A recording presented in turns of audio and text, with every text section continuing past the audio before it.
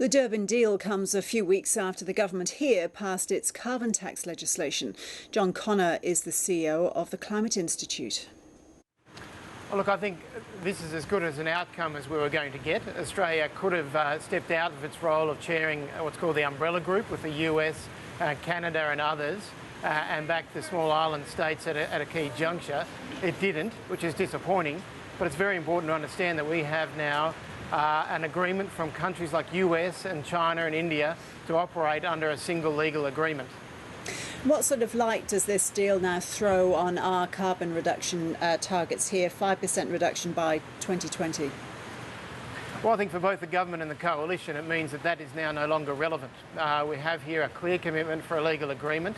The conditions that both the coalition and the government have is for a 5 to 25% reduction target.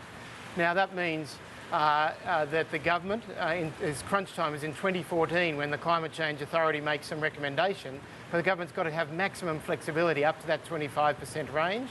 And the coalition here, there's actually a door to dignity here. They can step and say that the 5% debate was all about no other countries taking action. Very clear other countries are taking action. Very clear we've got progress towards a legal agreement here.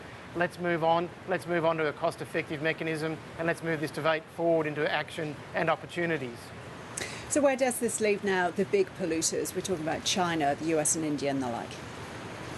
Well, I think there is significant action happening there. I mean, China is taking quite considerable action. All of the countries need to do more, and that's, I think, also a very important part of this agreement.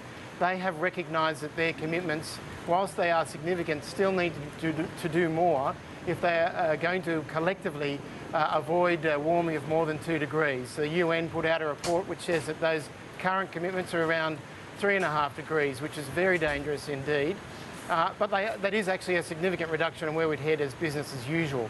So all the countries, including Australia, are going to have to lift their game. John Connor, thank you. Thank you.